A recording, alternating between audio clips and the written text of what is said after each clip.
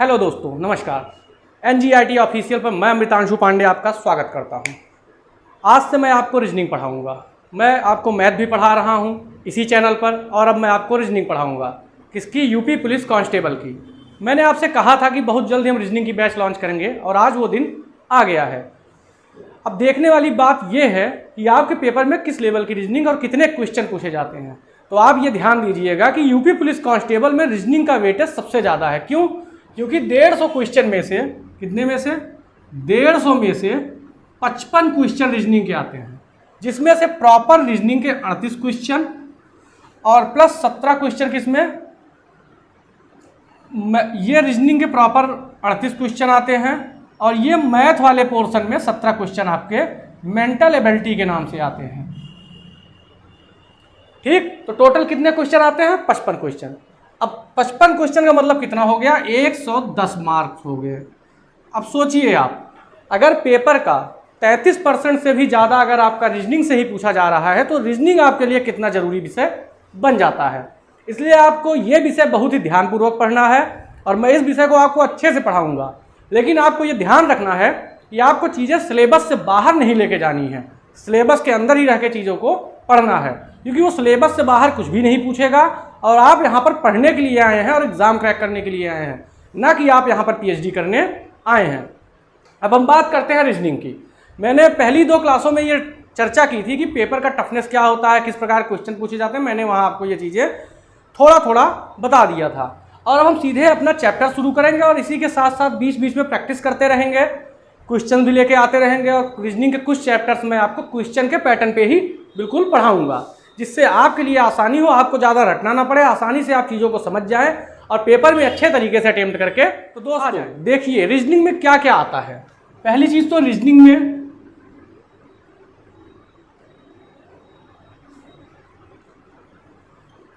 दो चीज़ें होती हैं। एक होता है वर्बल और एक होता है नॉन वर्बल। ठीक, वर्बल का मतलब होता है भाषिक। क्या? भाषिक। और ये होता है गैर भाषिक या अभाषिक, आप बोल सकते हैं जिसे गैर भाषिक। ठीक, अब देखिए वर्बल में भी 2 चीजें आपके पास होती हैं। क्या क्या? एक तो होता है मेंटल एबिलिटी का पोर्शन। किसका? मेंटल एबिलिटी का, जिसे हम क्या कहते हैं? मानसिक योग्यता। ठीक, या मानसिक अभिरुचि। और दूसरा पोर्शन इसी में दोस्तों पूछा जाता है किसका? लॉजिकल डिडक्शन का। ठीक, जिसे कहते हैं क्या? न्यायिक, या फिर न्याय, या फिर न्याय ना कह के आप इसे तार्किक कह लीजिए, तार्किक निगमन। ठीक, ये 2 चीजें हो गई। रीजनिंग में क्या होता है? एक वर्बल होता है, एक नॉन वर्बल होता है। वर्बल में 2 चीजें पूछी जाती हैं, एक मेंटल एबिलिटी और एक लॉजिकल डिडक्शन। मेंटल एबिलिटी का पोर्शन जो है ये किस में आता है? मैथमेटिक्स में आता है। किसमें? यूपी पुलिस कांस्टेबल के एग्जाम में ये मैथमेटिक्स के साथ ही पूछा जाता है, जिसके 17 क्वेश्चन आपको मैथमेटिक्स के साथ देखने को मिलेंगे। लेकिन लॉजिकल डिडक्शन का जो पोर्शन होता है दोस्तों, इसके प्रॉपर 38 क्वेश्चन आते हैं। यहाँ से आपके 17 क्वेश्चन आते हैं, और इन दोनों पोर्शन को मिला के कितने आते हैं? लगभग 38 क्वेश्चन आपके यहाँ से बनते हैं। ठीक, अब मैं आपको सबसे पहले बताऊंगा कि मेंटल एबिलिटी में क्या क्या चीज़ें होती हैं। मैं लिखवा नहीं रहा हूं, मैं ऐसे आपको बता रहा हूं। बाकी जब आप चैप्टर पढ़ने लगेंगे तो धीरे धीरे एक एक चैप्टर मैं आपको बताता जाऊंगा, आप लिखते चले जाइएगा। मेंटल एबिलिटी में दोस्तों आपके अल्फ़ाबेट आते हैं, आपका blood relation, direction and distance आता है, आपका सीरीज आता है, इसमें डाइस आता है, और क्लॉक कैलेंडर आते हैं। ये जितने भी चैप्टर होते हैं वो मेंटल एबिलिटी में आते हैं, क्योंकि इसी में 2 पोर्शन होता है। एक होता है सीरीज वाला पोर्शन अल्फ़ाबेटिक जो होता है, और दूसरा होता है एनालिटिकल पोर्शन। ठीक, लेकिन आपको ये सब किस में पढ़ना है? मेंटल एबिलिटी में। और यहाँ पर लॉजिकल में क्या आएगा? आपको स्टेटमेंट वाले सारे क्वेश्चन आएंगे, जिसमें न्याय निगमन होगा, स्टेटमेंट एंड अजप्शन होगा, स्टेटमेंट एंड आर्गूमेंट होगा, इस टाइप के statement and course of action होगा। ये सारे क्वेश्चन के चैप्टर किस में होंगे, लॉजिकल डिडक्शन में होंगे। रही बात गैर भाषिक की, नॉन वर्बल में क्या होता है, पेपर कटिंग हो गया, पेपर फोल्डिंग हो गया, फिगर काउंटिंग हो गया, इस तरह के जितने दर्पण हो गया, मिरर जिसे बोलते हैं, वाटर इमेज हो गया, ये सारे क्वेश्चन कहाँ पूछे जाएंगे आपसे, नॉन वर्बल के अंतर्गत। अब देखिए इतना तो मैंने आपको बता दिया, ठीक। अब मैं सीधे चैप्टर पे चलता हूँ। मैं आपको आज अल्फ़ाबेट बताऊंगा, अल्फ़ाबेट कैसे कितने नंबर होते हैं उसमें, किस तरह से उसको याद रखा जा सकता है, और कल मैं आपको अल्फ़ाबेट का सारा फार्मूला बता के उसके क्वेश्चन सॉल्व करवाऊंगा। तो आज हम पहले अल्फ़ाबेट जो टॉपिक होता है, अल्फ़ाबेट जो टॉपिक होता है वो किसके अंतर्गत आता है, जो इसका बेसिक होता है वो कोडिंग एंड डिकोडिंग के अंतर्गत आता है, ठीक। ये एक चैप्टर है आपके यूपी पुलिस के एग्जाम में, कोडिंग और डिकोडिंग में अल्फ़ाबेट ही मैक्सिमम पूछा जाएगा, क्योंकि कोडिंग और डिकोडिंग कई तरीके की होती है, लेकिन बैंक लेवल में उसके सारे तरीके बताए जाते हैं। लेकिन यूपी पुलिस कांस्टेबल के एग्जाम में आपको केवल अल्फ़ाबेट से ही कोडिंग डिकोडिंग, वो भी बेहद आसान प्रश्न, एकदम नज़दीक, जो आपको सीधे देखते ही समझ में आ जाएगा, उस तरह का क्वेश्चन यहाँ पे पूछा जाएगा। देखिए A B C D E F G H I J K L और यम, ठीक। यहाँ क्या लिखा मैंने, ए से लेकर यम तक, और इसी के नीचे से हम क्या शुरू करते हैं, N O P Q Q R S T U V W X Y और Z, ठीक। पढ़िए A B C D E F G H I J K L M, फिर नीचे से N O P Q R S T U V W X Y Z। ए किस position पे आता है, 1 नंबर पे, B 2 पे, C 3 पे, D 4 पे। इसी तरह हम लिखते चले जाएंगे जिस पोजीशन पे जो आता है।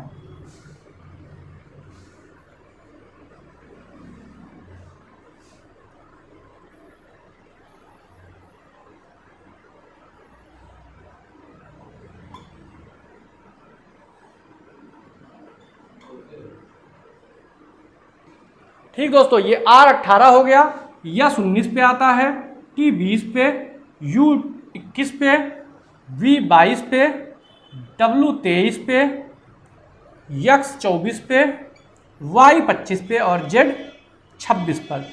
अंग्रेजी अल्फ़ाबेट में कितने टोटल नंबर होते हैं, टोटल अल्फ़ाबेट होते हैं 26 होते हैं, ठीक। अब इसमें आपको याद क्या रखना है, देखिए सबसे पहले तो आपको E, आपको ये हर किताब में मिल जाएगा, फिर भी मैं आपको बता दे रहा हूं, J, उसके बाद यहां से O, T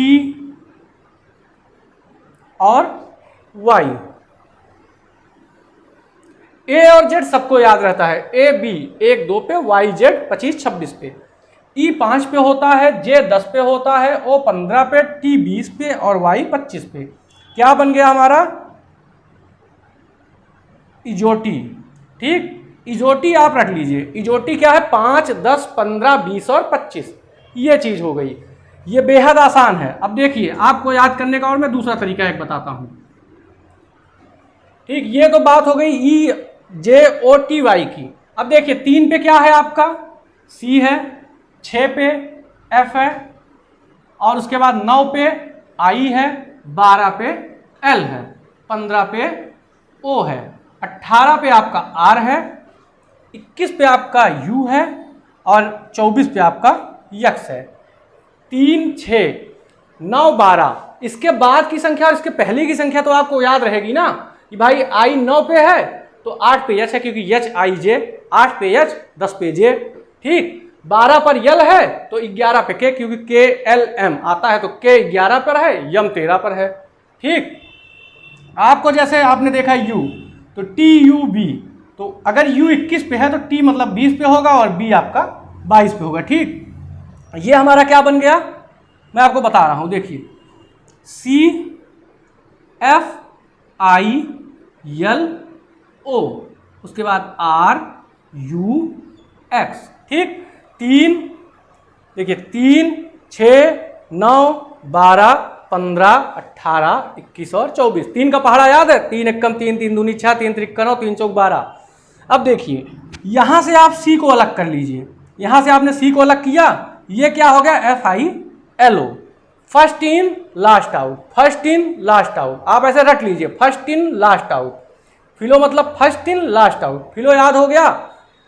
अब RUX, सी यहाँ पर है, अगर आप इसको RUX के साथ लेते हैं, अगर आप कुछ याद करने के लिए बनाना चाहें तो यमहा की बहुत पहले एक गाड़ी आती थी, यमहा क्रक्स, याद है, क्या बना CRUX, यमहा क्रक्स हुआ कि नहीं हुआ, ये हो गया क्रक्स और ये हो गया फिलो, फर्स्ट इन लास्ट आउट, मतलब सी फिलो RUX, सी फिलो RUX, इजोटी, और ये दोनों चीज आप बिल्कुल रट लीजिए, आपके लिए बेहद आसान हो जाएगा, याद रखना इसको, बहुत कठिन नहीं है, ये बहुत ही आसान चीज है, ठीक। ये बात हो गई।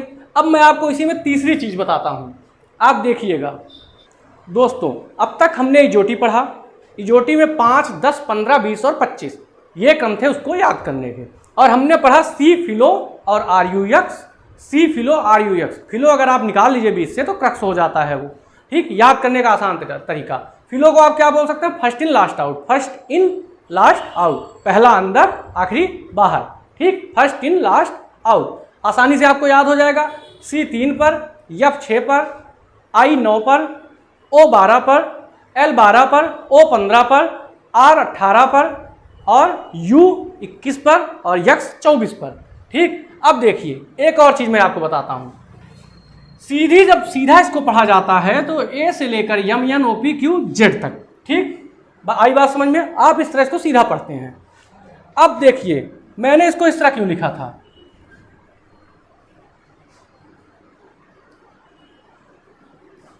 जिसके नीचे जो लिखा हुआ है वो सब एक दूसरे में आपस में क्या होंगे, अपोजिट होंगे, जहां भी कहीं आपको उसका रिवर्स या अपोजिट लिखने का आए तो यही होगा।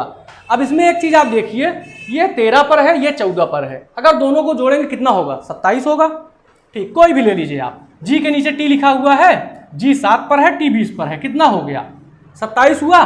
कोई भी ले लीजिए, डी 4 पर लिखा है, डब्ल्यू 23 पर लिखा है, डी के ठीक नीचे डब्ल्यू लिखा हुआ है, 23 4 27, अर्थात जब दो अल्फाबेट का जो मान होता है, वैल्यू जो रखी गई है उसकी, उनका योग अगर 27 आ जाए तो वो एक दूसरे से क्या हो जाएंगे, आपस में अपोजिट हो जाएंगे, ठीक।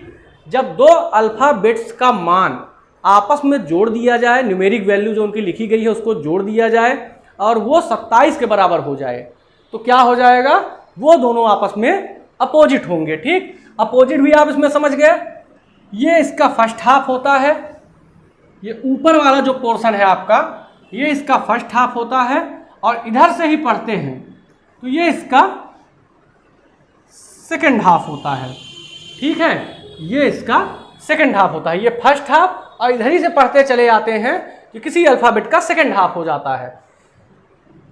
अब देखिए अगर हम इसको रिवर्स से पढ़ें, जेड की तरफ से पढ़ें, ठीक, तो जेड की तरफ से जब हम पढ़ेंगे तो जेड से यम तक फर्स्ट हाफ हो गया और यम से लेकर ए तक सेकंड हाफ हो गया, रिवर्स में जेड से यम तक फर्स्ट। देखिए जब आप शुरू से पढ़ते हैं ए से जेड तक तो क्या होता है, ये एरो जा रही है इस तरफ, ठीक, इस तरफ जाते हैं, और फिर यही एरो घूम के यहां से ऐसे आती है और ये इसका सेकंड हाफ हो जाता है। लेकिन जब हम जेड की तरफ से रिवर्स में पढ़ते हैं तो जेड से लेकर यन तक जो है हमारा ये फर्स्ट हाफ होता है, और फिर यही एरो इधर ना घूम के ऊपर की तरफ घुमा दीजिए और इसको इधर से मिटाकर इस तरफ घुमा दीजिए, ये इसका क्या हो जाएगा, सेकंड हाफ हो जाएगा, ठीक है।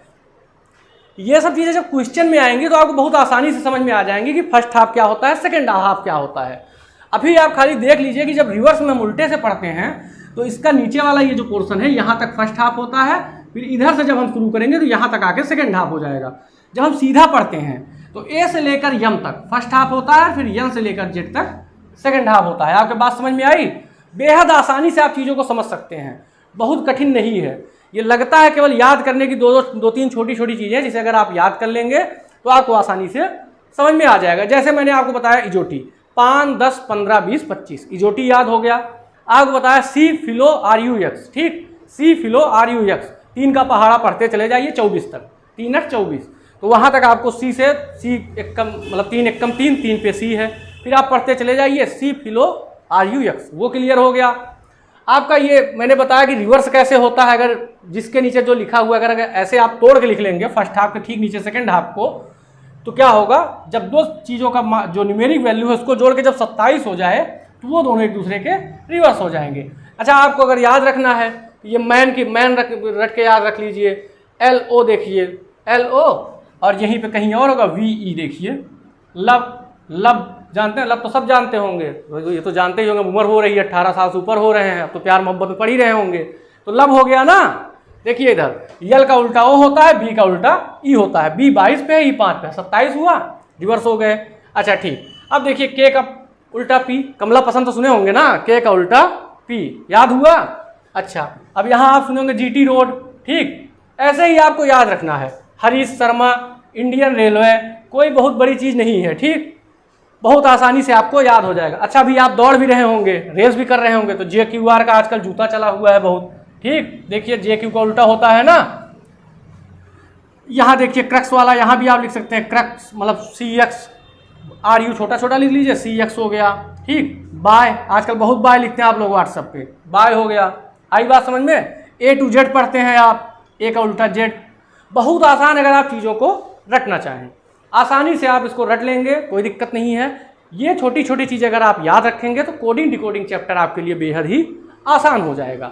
इसके आगे की चर्चा कि कोडिंग डिकोडिंग के सवाल बनते कैसे हैं, किस तरह के सवाल उसमें पूछे जाते हैं, left to right, right to left क्या होता है, अर्थात बाएँ से गिनना दाएँ से गिनना कैसे गिना जाता है, ये सब चीज़ें मैं आपको अगली क्लास में बताऊँगा। आज के लिए इतना काफ़ी है, कल तक आप लोग ये चीज़ें रट के रखिएगा, ताकि जब मैं आपको बाएं से दाएं, दाएं से बाएं बताऊं, कोडिंग डिकोडिंग बताऊं, और भी चीज़ें जो इसमें आती हैं उसको बताऊं, तो आप बेहद आसानी से समझ जाएं।